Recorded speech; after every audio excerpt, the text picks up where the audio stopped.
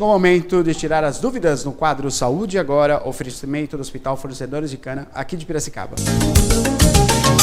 Estamos aqui com a doutora Daniela, que ela é pediatra do hospital. Boa noite. Tudo bem? Boa Prazer noite. em recebê-la aqui, especialmente para falar, né, sobre o aleitamento materno, porque a Semana Mundial do Aleitamento Materno, tão importante, a gente vai conversar um pouquinho, esclarecer, né, que a gente sabe que esse assunto ele tem que ser retomado. Claro que, né, como pediatra e toda a equipe do Hospital Fornecedores de Cana tem uma estrutura para conversar com as mamães e explicar o quanto é importante, mas aqui a gente vai abrir espaço com toda certeza para conversar um pouquinho sobre isso. Doutora, a mãe de primeira viagem, né? A gente sabe que além das mudanças corporais que acontecem né, com a mamãe, a natureza vai preparando a mamãe e a gente tem aí, né, a questão do leite, da produção do leite. Queria que a senhora falasse um pouquinho, né, como que a mãe pode também se preparar para ter o leite materno, né, para saber os horários certinhos e principalmente saber da importância que é o leite para a criança. É importante saber que a própria gestação, os 9 meses, já é um preparo para a mãe. Uhum. Tá? É um preparo, a gestante deixa de ser mulher, a paciente, né, deixa de ser mulher para ser mãe. Então, a gente, hoje já existe consultas de pediatria interligadas do obstetra para estar vinculando a mãe e orientando tanto os cuidados de pós-parto, do primeiro contato com o recém-nascido, como o vínculo que já vai ser criado desde o momento que a mãe descobre a gravidez. Então, é importante esse surgimento da mãe. Ele não se dá quando nasce um bebê, ele se dá desde o momento que a mãe descobre a gravidez.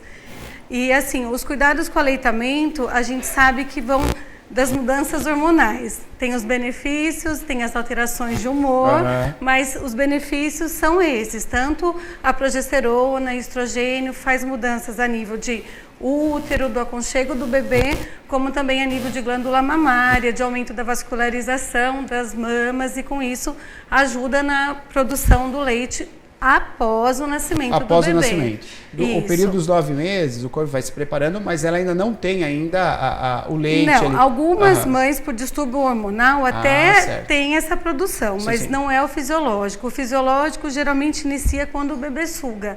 O bebê, ao sugar, manda um estímulo, né, para o sistema nervoso, e aí o nosso cérebro entende que há necessidade de estar produzindo isso, de produzir o leite. No caso da mamãe que já produz antes, né, de ter o bebê, é aconselhável que ela retire, que ela faça... A gente não aconselha, porque ela pode ter uma inflamação ou uma fissura do mamilo e aí a gente tem que fazer o tratamento da mastite. Certo. Né? Então aconselha não fazer isso. Ok. Estamos ao vivo aqui, você pode participar conosco, 25 34 12 34, 25 34 12 34, faça sua pergunta ao vivo. Diga, Maria. A doutora, ainda nessa questão dos mamilos, é preciso ter uma preparação, né, para esse bebê que vai chegar e vai ser alimentado. O importante agora de se perceber a importância da consulta associada do obstetra com o pediatra e com a enfermeira. Hoje em dia, nos postos, a gente tem esse apoio da enfermagem obstetra. Certo. É você ter o preparo da mãe, não só psicologicamente, também como o preparo do aparelho reprodutor.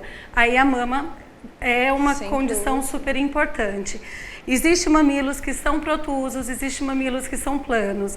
Os que são planos, a mãe não tem o bico formado, então são exercícios que vão ser orientados a serem feitos para estimular o bico. Quando o bebê nascer, ele vai ter menos dificuldade para mamar. Então é importante sim essa orientação. Mas assim, não você fazer os exercícios de forma não orientada, porque você pode usar produtos que podem dar reação alérgica, que podem machucar o mamilo. Então a gente orienta, o que todo mundo pode fazer é o banho de sol nas mamas, que vai ajudar até o preparo da pele para o atrito com o bebê, cicatrização.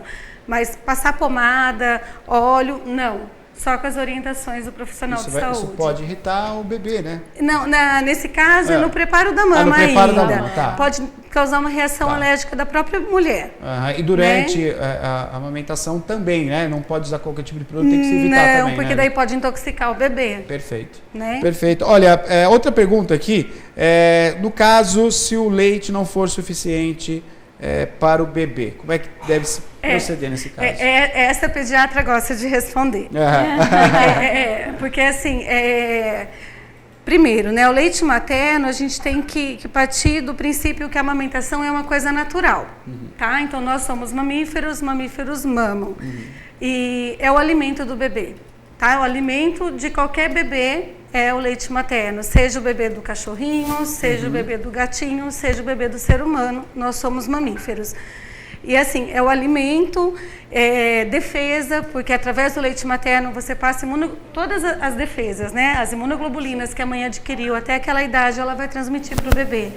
E ela é um ato de amor. Então assim, a gente bate na necessidade do aleitamento materno por conta disso, tá? Aí agora a quantidade do leite. A mama não é uma caixinha de leite. Ela não é o reservatório de leite. A mama, ela é a fabricazinha do leite. Então, quanto mais o bebê sugar, mais estímulo vai ter para o seu sistema nervoso. O sistema nervoso vai produzir o hormônio, 2 hormônios. Um para produzir o leite, que é a prolactina, e um que é a ocitocina, que é para fazer a ejeção do leite. Certo. Então, assim, é necessário o estímulo da sucção, além do vínculo afetivo que cria quando a mãe olha o bebê. Sim, tá? Dúvida, então, assim, em relação ao volume, quanto mais o bebê sugar de maneira adequada, também isso é importante, a pega do bebê, mais você vai ter a produção do leite. Correto. Então, antigamente se dizia de leite fraco, porque o bebê ficava muito tempo na mama. Existe isso? Quer dizer, o leite faltando alguma substância? Não, o ficar muito tempo na mama, principalmente nas primeiras 2 semanas, é porque ainda está tendo toda a adaptação. Tanto a nível de volume de produção de leite, quanto a mãe conhecendo o bebê também. Tá? Então, quanto mais o bebê sugar, mais esse vínculo, essa liberação hormonal vai ser efetuada e mais produção do leite você vai ter. Perfeito. Aí, conforme você tendo essa produção adequada, o bebê vai ficar saciado, vai se espaçando as mamadas. Perfeito. Estamos ao vivo aqui no quadro Saúde, agora oferecimento do Hospital Fornecedores de Cana. Estamos falando, né, hoje sobre a amamentação, quanto é importante. Você pode ligar tirando suas dúvidas. Você que é mamãe, né, tira suas dúvidas. Pode ligar ao vivo conosco aqui participando, né, a doutora pediatra Danila participando conosco, aqui, tirando as dúvidas. E tem pergunta chegando pelo WhatsApp, né, Maria? Tem sim, doutora. Olha, é o seu José, ele diz aqui, ouvi dizer que gestantes que substituem o leite de vaca pelo de cabra durante a gravidez terá um bebê com menos problemas e com saúde superior aos que a mãe ingeriu leite de vaca durante a gestação. Até que ponto a vantagem? O leite da mãe será de qualidade superior? Ele diz, nós fomos criados com leite de cabra dos 4 aos 15 anos, nunca tínhamos infecções ou ficavam doentes. Boa pergunta. Antigamente, eu acho assim, pela a evolução, o conhecimento, a gente foi descobrindo vários sentidos das informações dos nossos avós. Eu falo que toda informação antiga você tem que adequar para o nosso conhecimento novo. Então, assim, provavelmente a mãe que não pôde amamentar foi introduzido o leite que mais próximo estava. Se ele foi o de cabra, provavelmente porque alguém que já habituava, já tomava o leite, por algum motivo se deu melhor com aquela dieta alimentar. Em relação a hoje, aos nossos estudos, ainda é uma proteína animal, tá? Então, a alergia do leite, a gente chama de alergia da proteína ao leite animal. Então, assim, pode ter alergia da proteína do leite de vaca, você pode ter a intolerância à lactose. Que vai estar presente nos dois. Então, aí, para o bebê, não vai estar contribuindo ou não.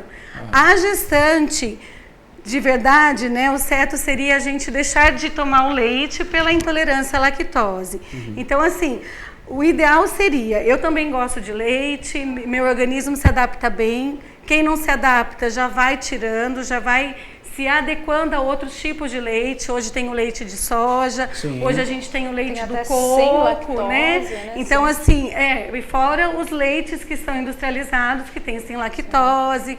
Então, assim, é uma adequação mesmo de indivíduo para indivíduo. Agora, falar que ela se restringir a dieta ao leite, sendo que para ela não é um alimento alergeno, vai favorecer o bebê, aí é indiferente, porque ela não tem alergia do leite, certo. Tá? Agora, se eu tô no sítio e eu tenho esse recurso, use dele. Correto. Né? Correto. Só toma os cuidados, né? De estar fervendo o leite, né? Sim, que antigamente se fazia tudo isso e hoje não tem muito hábito de pegar o leite da Tetra Pak e ferver. Isso é importante, mesmo sendo leite da Tetra Pak. Olha só, tem que ferver, então, orientação aqui da pediatra conosco. Vou rapidamente, tem idade, eu vou fazer isso porque vou saber um pouquinho da dona Maria do Carmo. Até que idade você mamou, dona Maria? Conte pra nós aqui. Olha, a minha mãe diz, doutora, que eu mamei bastante, até os 4 anos de idade. Mamava de pé já.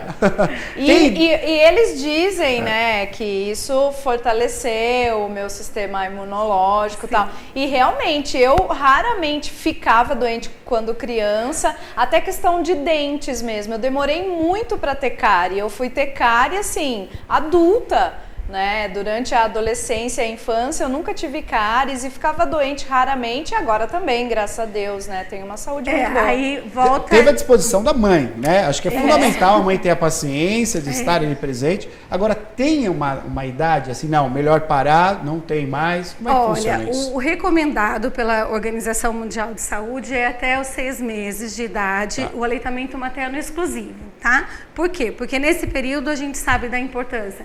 As primeiras 72 horas do colostro, que é aquele leite amarelinho mais rico em imunoglobulina, ou seja, a defesa do bebê de primeiro contato. Nossa, mas é perfeito o corpo humano, não? É perfeito. Olha isso, quer dizer, vem já uma dose que é específica nesse período. Como se fosse uma vacina imunológica in natura. Olha isso. In natura, imediata e com amor, né? E sem dor, né? Sem dor. Sem precisar de aplicação intramuscular. E aí vai recomendando. Aí você falou em termos de leite, a qualidade do leite, ela vai se modificando com os meses. Então, até 6 meses, ela tem uma quantidade adequada de proteína, de vitamina, de sais minerais e de gordura. Depois de 6 meses, isso vai diminuindo. Por isso, a necessidade de introduzir outros alimentos na dieta do bebê. Depois de 2 anos, a gente sabe que isso diminui mais ainda. Mas o vínculo afetivo é importante para o crescimento da pessoa como indivíduo. Né? A segurança. Então, aí vai do vínculo mesmo, vai do que a gente chama de binômio. Vai do conjunto mamãe-bebê, mamãe-filho, tá? Então, assim, vale a pena amamentar, é importante. E assim, tem pessoas que têm depressão pós-parto, né? A gente chama de puérpera depois que nasce o bebê. E a gente tem que respeitar isso. Muitas vezes elas não vão conseguir ter esse vínculo, essa amamentação por mais tempo. Então a gente tem que saber respeitar isso e saber introduzir a fórmula infantil adequada, preparada para aquele bebê e o tratamento para aquela mãe. Então por isso que a gente fala a livre demanda e o tempo é o binômio que vai decidir. Preconizado até 6 meses de vida. 6 meses. O aleitamento materno é exclusivo. Tá aí. Então, Dona Maria fez hora extra, mas a mãe estava ali. Vamos para hora extra, não tem problema, né? Não Foi uma boa hora extra. Boa hora extra, até os 4 anos. 2534-1234, você participa ao vivo. Chegou uma pergunta que a Ana passou para você, né, Maria? Sim. Chegou uma pergunta pelo telefone, doutora a Lourdes, lá do Lago Azul. Ela quer saber se durante a amamentação a mulher pode ficar grávida.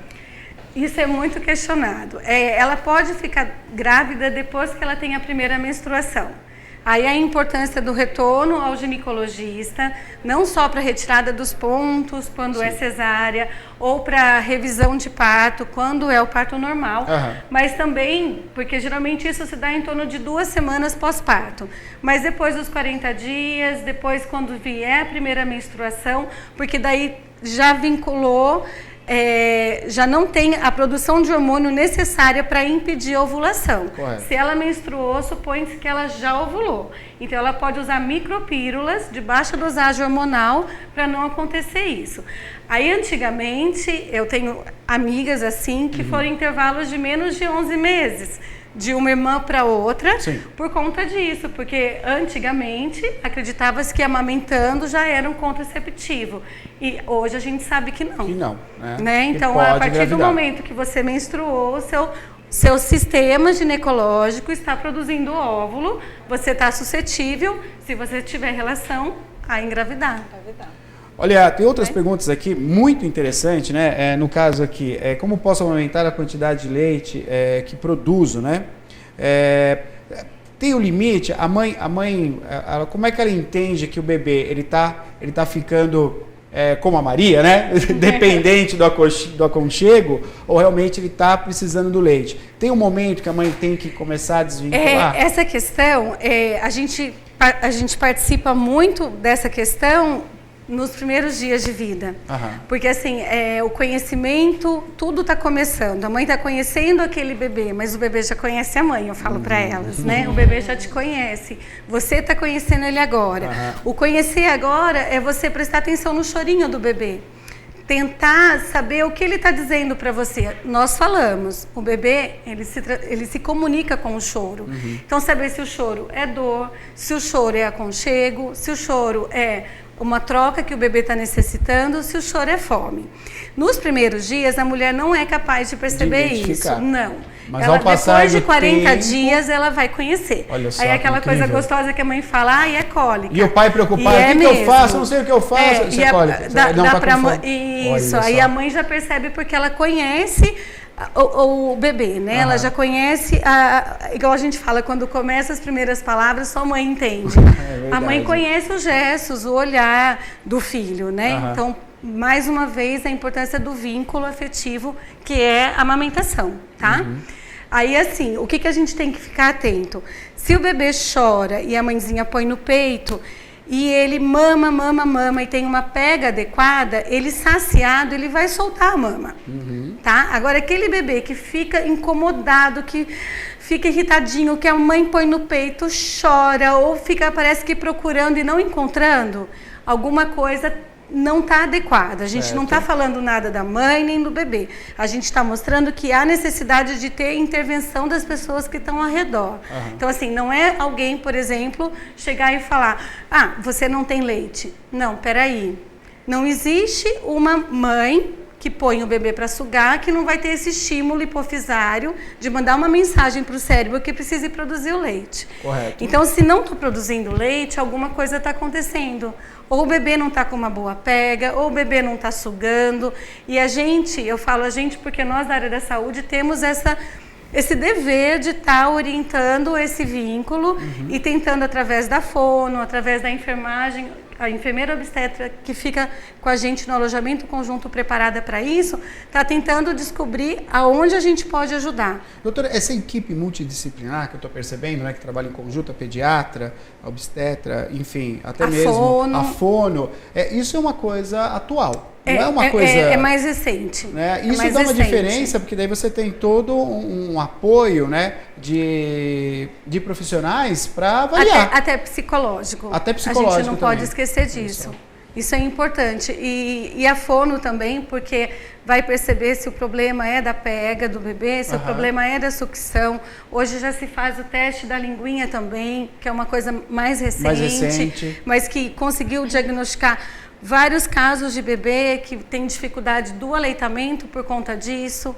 Então, assim, a informação hoje, graças a Deus, está ajudando bastante nesse vínculo.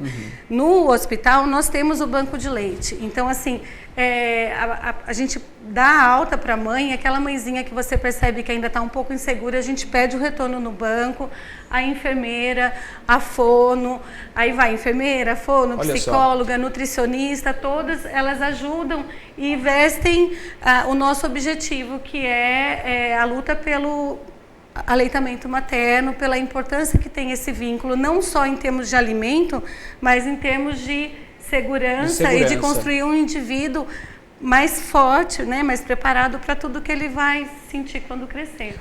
A Maria deve ter sido um desses.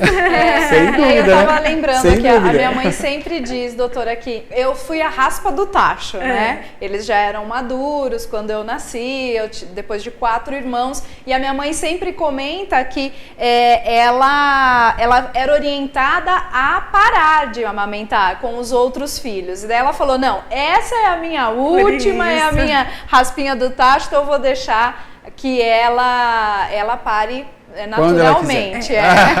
Eu acredito que esse desmame também, Maria, vai muito também da mulher. Tá? Porque tem um momento que o bebê precisa, tem um momento que a mulher precisa, a mãe precisa, a mãe já tá precisando desse vínculo, esse vínculo de carinho mesmo, né? Porque as pessoas, a gente tem os nossos objetivos, a gente tem os nossos sonhos e determinados momentos de vida, o foco é aquele. Então, o foco da mãe é o filho, então para ela... Né? Agora, doutora, a respeito da consistência desse leite, né? Até recentemente a gente teve uma amiga do Rafael, né? A Mariana, que teve a nenê e ela teve alguns probleminhas de saúde em sequência. Logo depois do parto, Logo depois do parto. E isso fez com que o leite ficasse fraco, até a pergunta é essa, o leite fraco, né? E ela percebia que amamentava e a criança parecia que não saciava, ela esvaziava, né, dava aquele tanto e a criança pedia mais e chorava ou depois de pouco tempo e daí que ela foi orientada a dar um leite complementar. E daí a criança passou a dormir tranquila. Aí a gente precisa saber qual o tipo de problema, né? Igual o recém-nascido que nasce pré-termo, né, antes da idade correta gestacional, né, o que chama termo. Aí são bebezinhos que muitas vezes fazem desconforto respiratório, precisam de dieta por sonda, eles vão ter um retardo de sucção, um retardo de deglutição, muitas vezes entram com antibiótico, então tudo nesse bebezinho é mais lento. Então com a mãe também vai ser mais lento isso. E aí a gente acaba introduzindo o LHP, que é o leite humano pasteurizado, a gente tem isso no banco de leite, tá? A gente acaba introduzindo ele, mas aí muitas vezes a hora que a mãe vai amamentar, o volume que ela vai produzir já é menor do que o que ele estava recebendo. Correto. E na casa dela, provavelmente, ela não vai ter esse leite pasteurizado que nós temos no hospital. Então, foi orientado provavelmente essa fórmula para poder saciar o bebê. Mas assim, se tivesse no hospital, teria todo esse complemento com LHP. Então, assim, na verdade, é como se o bebê tivesse com o estômagozinho com uma capacidade maior do que a máquina de leite ainda está produzindo. Então, por isso a necessidade do complemento. O Hospital Fornecedores de Cana, vale a pena a gente destacar aqui, né, já que é uma semana tão importante, Semana Mundial, né? Tem o banco de leite no Hospital Fornecedores de Cana, que trabalha diretamente com mães que doam leite também para as mães que de alguma forma têm algum probleminha e não têm o leite suficiente. Então eu acho que é um projeto muito interessante que o Hospital Fornecedores de Cana tem, que acaba... Eu tive uma participação, eu acho que foi no começo de abril, veio uma especialista aqui, e aí teve uma participação de uma pessoa que falou, olha, a minha filha... ela foi amamentada pelo banco de leite lá, com uma mãe que doava, né? Isso também é muito importante, né, doutora, falando que as mães que possam doar, que entrem em contato com o hospital para fazer essa doação, né? É importante, e é importante saber até pelo custo-benefício, né? O leite humano, ele é gratuito e ele é, né, de qualidade imunológica 100%, então a mãe que está doando o leite, ela está doando saúde para esses bebezinhos.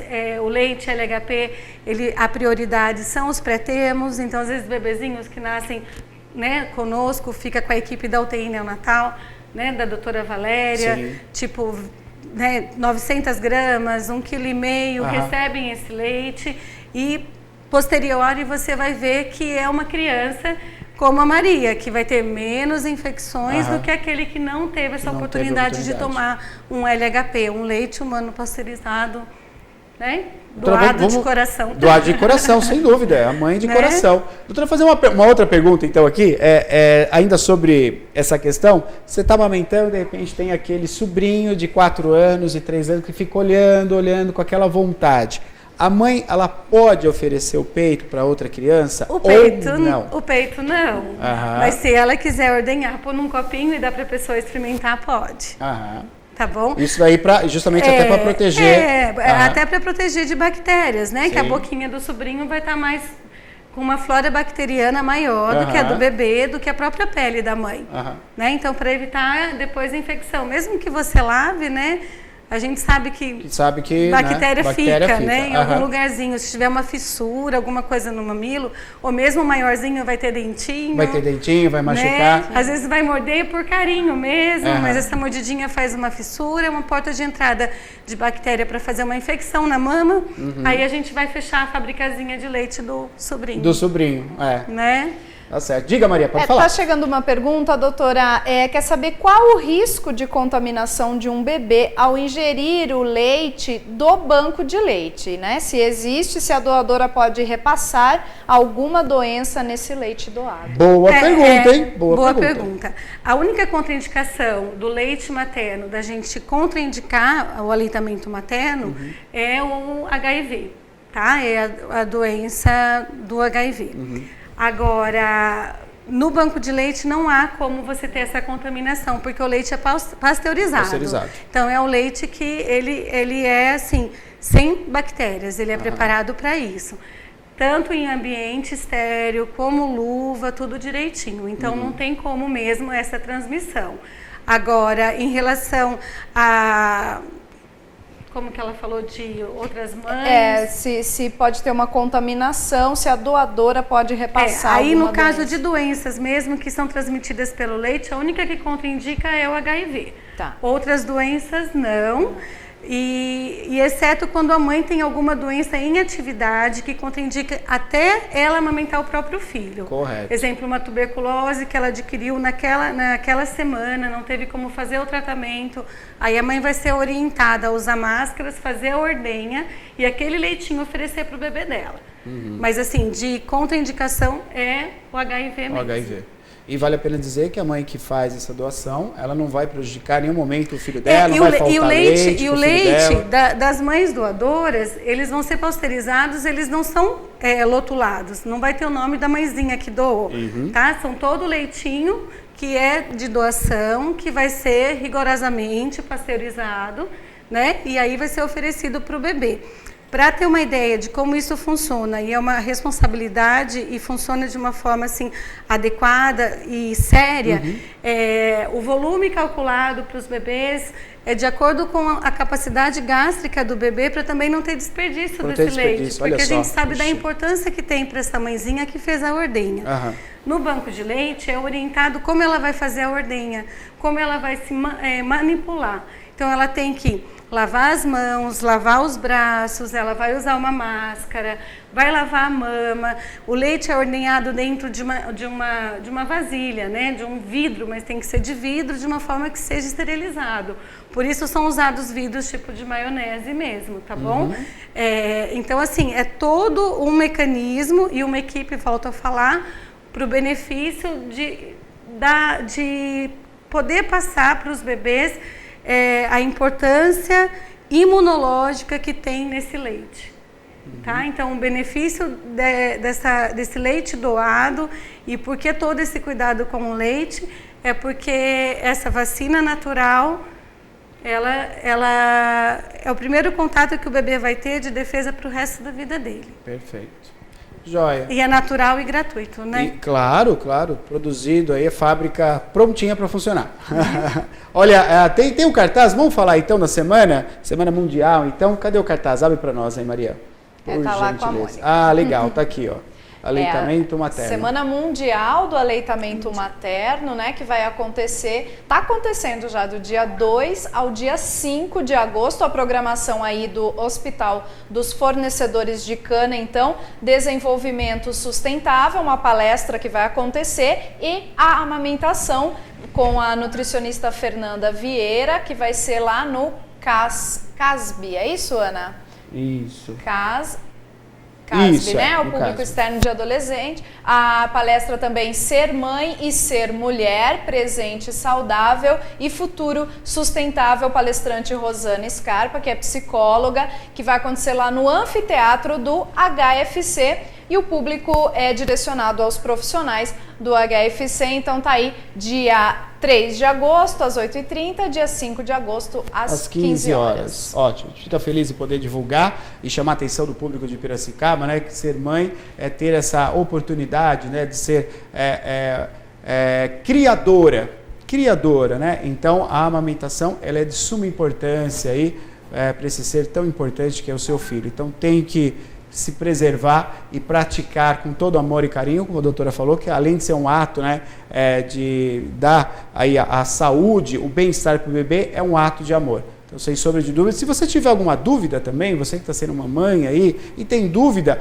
consulte um pediatra, passe pela pediatra, converse com a sua médica, com o seu médico, que com toda certeza aí uma equipe multidisciplinar, como é o caso do Hospital Fornecedores de Cana, vai dar todo apoio para a mamãe e para o bebê serem felizes, né? É isso aí que... essa é a prática, né? Eu volto a falar que é um ato de amor, a importância do vínculo afetivo do aleitamento materno, além de ser alimento, de ser gratuito, de ser, né, proteção, né? Então é importante que a gente se conscientize com respeito a cada mulher como indivíduo único, né? E a família também, e ao contexto familiar também. Perfeito. Doutora, muito obrigado pela sua participação, viu? Agradeço também. Muito obrigado, esclarecedor aí, e vamos nessa campanha. Muito obrigado, viu? Joia, obrigada. Você acompanhou o quadro Saúde Agora, oferecimento do Hospital Fornecedores de Cana aqui de Piracicaba.